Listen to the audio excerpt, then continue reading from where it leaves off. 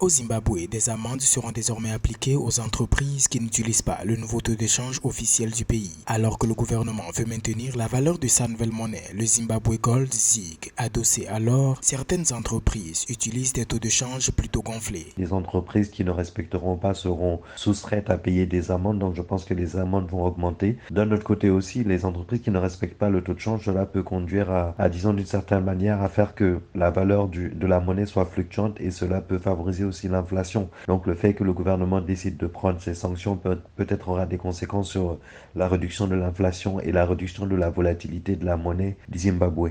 La norme en termes de taux de change zimbabwéen est de 13,5 ZiG pour 1 dollar américain et quiconque ira au-delà devra verser à l'État 200 000 ZiG chiffrés à 14 815 dollars. Un communiqué officiel indique que toute personne offrant des biens ou des services à un taux de change supérieur au taux de vente interbancaire des devises étrangères en vigueur se rendrait coupable d'une infraction civile. Je pense qu'il y a d'autres possibilités en dehors de la sanction pécuniaire. C'est surtout peut-être aller de manière radicale, quitte à peut-être fermer de manière temporaire certaines entreprises qui ne respecteraient pas les taux de change. D'un autre côté aussi, je pense qu'une mesure plus macro, ce serait peut-être la formalisation de l'économie, afin vraiment de pousser les entreprises à respecter le taux de change et à avoir un taux de change qui est fixe et qui est respecté par la plupart des entreprises. Lancé avec à l'appui une répression à l'encontre des cambistes illégaux, le ZiG est officiellement entré en circulation le 8 avril 2024 après l'annonce par la Banque centrale que cette nouvelle monnaie remplaçait le dollar zimbabwéen.